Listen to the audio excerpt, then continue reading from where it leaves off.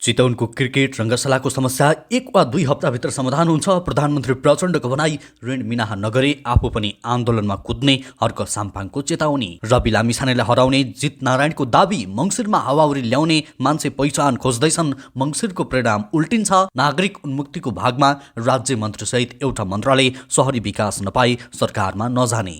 अमेरिकामा सेनाको हेलिकप्टर दुर्घटना, धेरैको ज्यान गएको आशंका।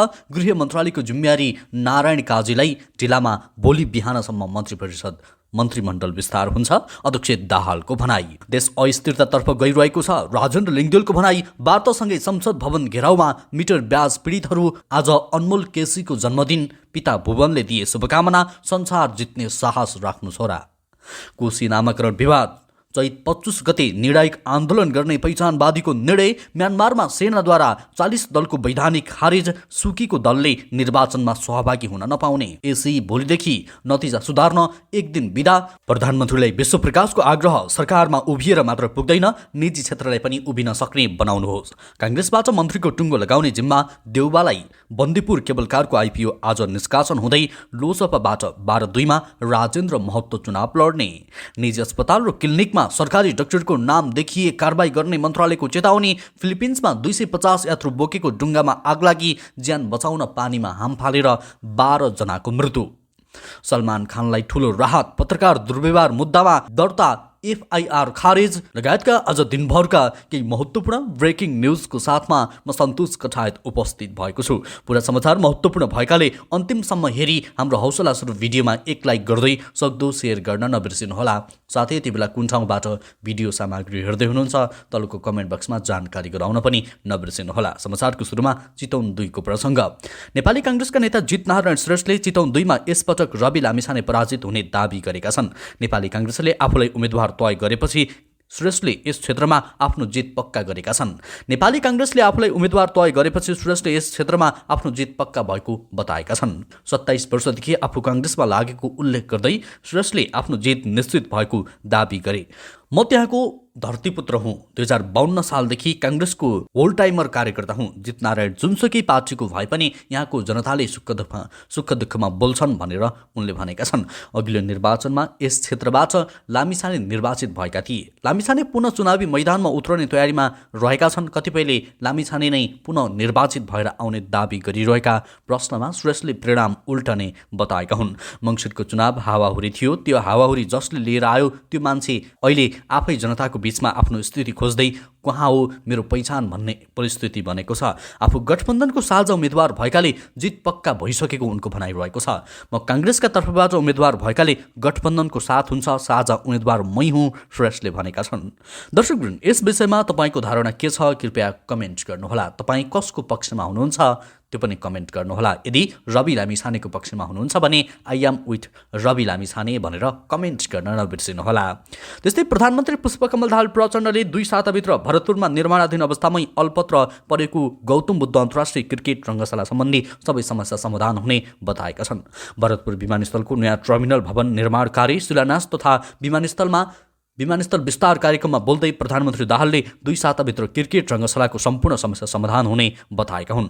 आफ्नो गन्तव्य सकाइसकेका दाहाललाई भरतपुर महानगरपालिकाकी प्रमुख एवं दाहाल पुत्री रेणु दाहालले रङ्गशालाको विषयमा सम्झाएकी थिइन्। त्यसपछि उनी पुनः माइकतर्फ फर्केर रङ्गशालाको विषयमा बोलेका हुन्। सरी, एउटा कुरा मैले फेरि भन्नु पर्यो। म यहाँ मेयर साहबले सम्झाएपछि मैले सम्झिएँ, म भन्छु त भन्दै थिएँ। उनले भने, क्रिकेट रङ्गशालाको कुरा मलाई लाग्छ 1 हप्ता वा 2 हप्ताभित्र सबै समस्या समाधान हुन्छ र निर्माण कार्य अगाडि बढ्छ। उनले ढिलामा शुक्रबार बिहानसम्म मन्त्री परिषद मन्त्रीमण्डल विस्तार भइसक्ने पनि बताएका छन्।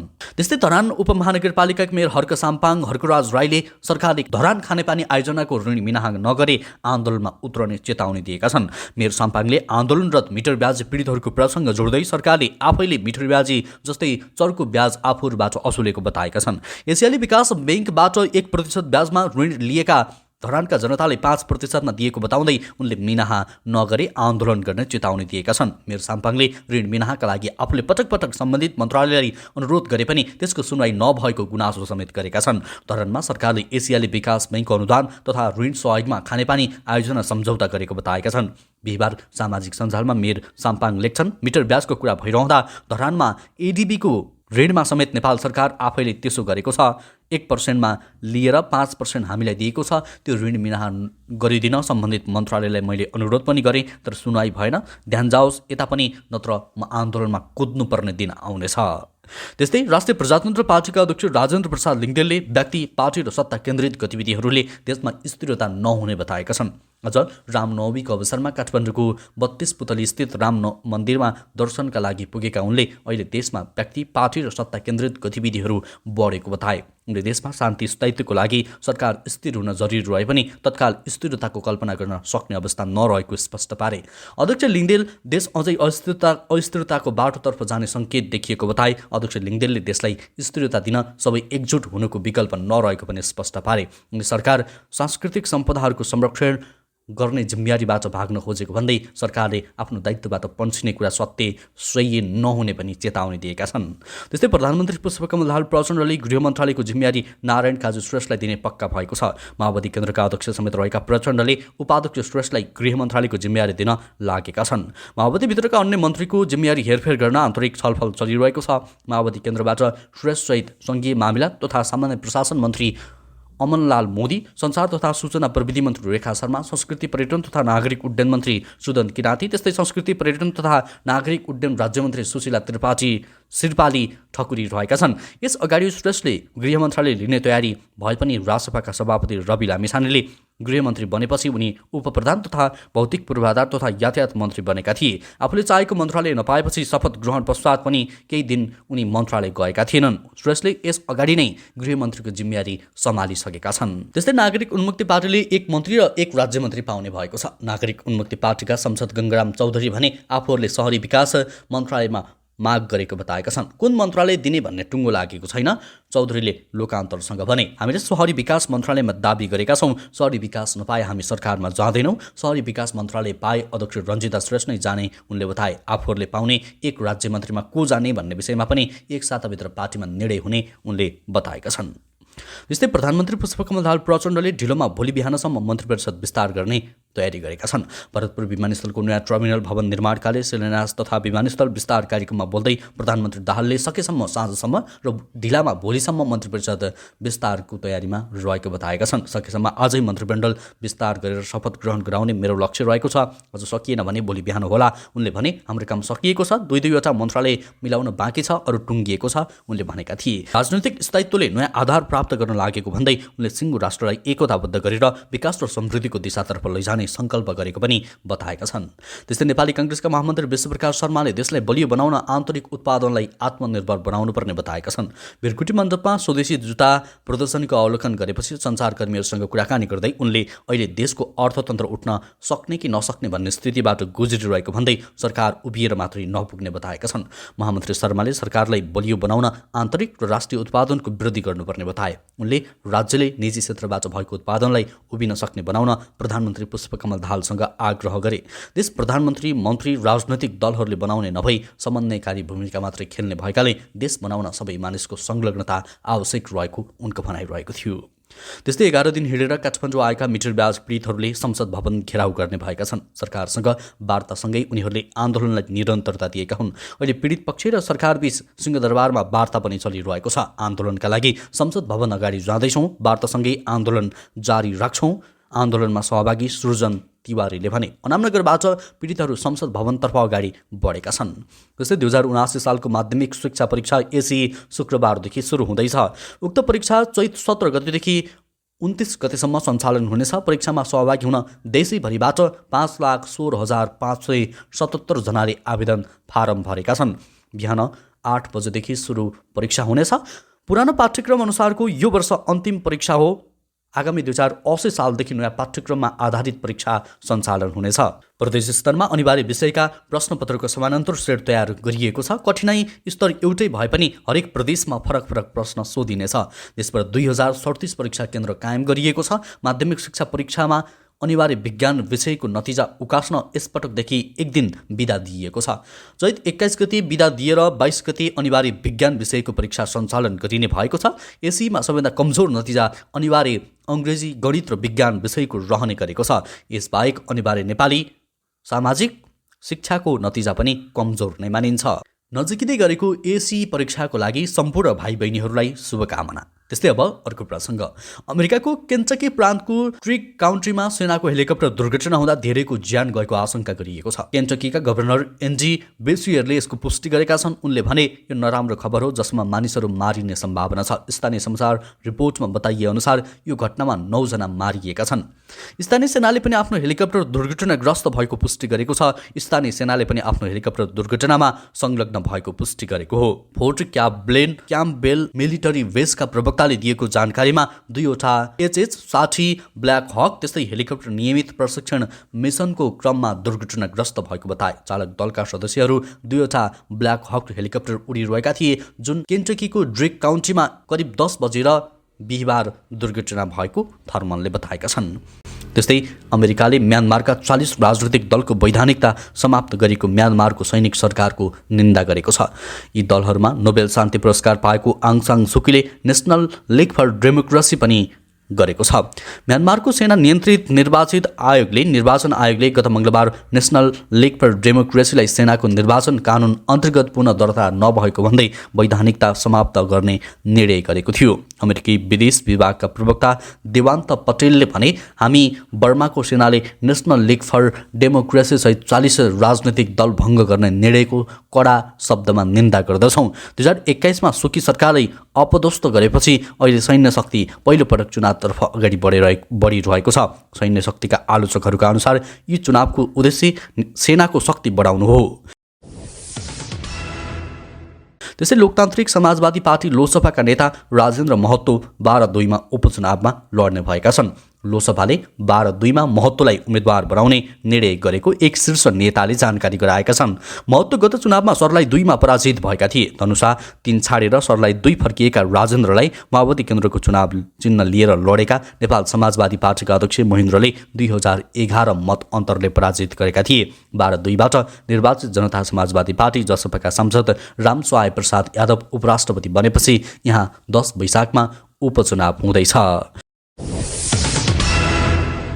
त्यस्तै कोशी नामको खारेजको माग गर्दै आन्दोलनरत प्रदेश नम्बर 1 पुनः नामाङ्कन संयुक्त सङ्घर्ष समितिले चैत 25 गते पछि विराटनगरमा निर्णायक आन्दोलन गर्ने निर्णय गरेको छ। समितिको बुधबार बसेको जुम बैठकले चलिरहेको एसी परीक्षालाई सम्बोधन गर्दै मध्यनजर गर्दै त्यस अगाडि कुनै पनि सार्वजनिक प्रदर्शनका कार्यक्रम नराख्ने निर्णय गरेको हो। 2079 चैत 17 देखि 25 गतिसम्म एसी परीक्षालाई ध्यानमा राखी तालाबन्दी र ठुलो विरोध जुलुस र सभाहरू स्थगित गर्ने तर सो समयमा नियमित आन्दोलनका कार्यक्रमहरू जारी राख्ने निर्णय भएको छ। सङ्घर्ष समितिका नेता अर्जुन जमरेली राईले भने बैठकले सरकारले शहीद घोषणा र क्षतिपूर्तिको सुनिश्चित नगरेसम्म लाजेहाङको शव पोस्टमार्टम गर्न नदिने उनलाई शहीद घोषणा गर्न सरकारले दबाब सृजना जारी गर्ने निर्णय गरेको छ। बैठकले आगामी चैत 25 गतेपछि भने निर्णायक आन्दोलन गर्ने निर्णय गरेको छ। पछिल्लो समयका हिट हिरो हुन् अनमोल केसी। वर्तमान समयमा नेपाली फिल्ममा उनको डिमान्ड उच्च रहेको छ। अनमोललाई लिएर फिल्म निर्माणका लागि 50 लाखसम्म पारिश्रमिक दिन तयार छन् निर्माता निर्देशक। तर पछिल्लो समय भने अनमोलको फिल्मले व्यावसायिक असफलता प्राप्त गर्न थालेको छ। अनमोल आफ्नो जन्मदिन मनाउँदैछन्। उनको जन्मदिनमा परिवारका सदस्यहरूसँग सेलिब्रेसन गर्ने आयोजना रहेको छ। जन्मदिनको अनमोललाई बिहानदेखि नै शुभकामनाहरू आइरहेका छन्। उनका पिता भूपन केसीले पनि सामाजिक सञ्जालमा एक कविता पोस्ट गर्दै जन्मदिनको शुभकामना दिएका छन्। शुभकामना उनले अनमोल आफ्ना लागि भगवानले दिएको आशीर्वाद भएको भन्दै शुभकामना व्यक्त गरेका छन्। जस्तै नेपाली काङ्ग्रेसले मन्त्रीको नाम टुङ्गो लगाउने जिम्मा राष्ट्रपति सभापति शेरबहादुर देउवालाई जिम्मेवारी दिएको छ। बिहिबार बसेको कार्य सम्पादन समितिको बैठकले मन्त्रीको नाम टुङ्गो लगाउने जिम्मा सभापति देउवालाई दिएको प्रवक्ता डाक्टर प्रकाश शरण महतले जानकारी दिएका छन्। नामको विषयमा यहाँबाट टुङ्गो लगाइरहनु पर्दैन तर क्राइट एरियालाई मध्यनजर राखेर सभापतिज्यूले सबैसँग छलफल गर्नुभएको छ। यसलाई मध्यनजर राखेर नै निर्णय हुन्छ। उनले भने योगदान दक्षता समावेशिता र प्रादेशिक सन्तुलनलाई मध्यनजर गरेर मन्त्री छान्ने उनले बताए। पुष्पकमल दाहाल प्रचण्ड नेतृत्वको सरकारमा काङ्ग्रेसबाट 8 जना मन्त्री बन्दैछन्। उपसभापति पूर्णबहादुर खड्काले आफ्नो नेतृत्वको काङ्ग्रेसले 8 जना मन्त्री पठाउने तयारी गरेको छ। त्यस्तै दक्षिणी फिलिपिन्समा एउटा पानी जहाजमा आग लागि हुँदा 12 जनाको मृत्यु भएको छ। उद्धारकर्मीहरूका अनुसार 14 जना घाइते भएका छन् भने 7 जना अझै हराइरहेका छन्। गैराती जहाजमा आगो लागेपछि चालक दलका 35 जना सदस्य र 290 जना यात्रीलाई तटरक्षक र माझीहरूको सहयोगमा सकुशल उद्धार गरिएको सरकारी अधिकारीहरूले जनाएका छन्। लेडी मेरी जोय 3 नामको पानी जहाज मिन्डानाओ टापुको जाम्बोआङ्ग शहरमा सुलु प्रान्तको जोलो टापुतर्फ गइरहेको बेला आगो लागेको थियो। जहाजमा आगो लागेपछि यात्रीले हाम फालेको प्रकोप व्यवस्थापन विभागका अधिकारी निक्सन अलोन्जोले बताएका छन्। त्यस्तै बलिउड अभिनेता सलमान खानलाई ठूलो राहत मिलेको छ। बम्बई उच्च अदालतले पत्रकारहरूलाई कुटपिट र दुर्व्यवहार मुद्दामा उनी विरुद्ध सन् 2019मा दर्ता गरिएको एफआईआर दर्ता गर्न आदेश दिएको छ। त्यसका लागि सलमान खान अब औँधेरी अदालत हाजिर हुनुपर्ने भारतीय सञ्चार माध्यमले जनाएका छन्। त्यस्तै स्वास्थ्य तथा जनसङ्ख्या मन्त्रालयले मातहतका अस्पतालमा कार्यरत चिकित्सकहरूको नाम निजी अस्पताल र क्लिनिकमा राखे कारबाही गर्ने चेतावनी दिएको छ। मन्त्रालयले बुधबार सार्वजनिक सूचना निकालेर सरकारी अस्पतालका केही चिकित्सकहरूको नाम निजी क्लिनिकहरूमा प्रयोग भएको विषयमा पनि गम्भीर ध्यानाकर्षण भएको जनाउँदै आचार संहिता विपरीतका काम नगर्न चेतावनी दिएको हो। उकेराले नियम विपरीत सरकारी चिकित्सकहरू निजी अस्पतालमा तथा क्लिनिकमा काम गरेको विषयमा समाचार सम्प्रेषण गरेको थियो। त्यस्तै तनहुको बन्दीपुर गाउँपालिकामा निर्माणाधीन बन्दीपुर केबल कारले आइपिओ निष्कासन गर्ने भएको छ। Bandipur cable car and tourism लिमिटेडले प्राथमिक सेयर निष्कासनका लागि नेपाल एसबिआई मर्चेज ब्याङ्किङ लिमिटेडसँग सम्झौता गरेको छ। लिमिटेडको प्रति सेयर रु 100 का दरले 25,80,000 किता सेयर निष्कासन गर्न लागेको हो। आइपिओ निष्कासनका लागि बुधबार नेपाल एसबिआई मर्चेन्ज ब्याङ्किङ लिमिटेडका प्रबन्ध सञ्चालक तथा प्रमुख कार्यकारी अधिकृत देवराज अधिकारी र Bandipur cable car and tourism लिमिटेडका अध्यक्ष रामचन्द्र शर्मा बीच धितोपत्र निष्कासन तथा बिक्री प्रबन्धन सम्बन्धी सम्झौता पत्रमा हस्ताक्षर गरेका छन्। हवस् त दर्शकवृन्द, यो खबर सँगसँगै अहिलेलाई केही चर्चामा रहेका महत्त्वपूर्ण खबर अपडेटहरू यति नै। पलपलको न्युज अपडेटका लागि लाइक, कमेन्ट, सेयर अनि सजेस्ट गर्नुहोला। नमस्कार, तपाईँको बाँकी पल शुभ बितोस्।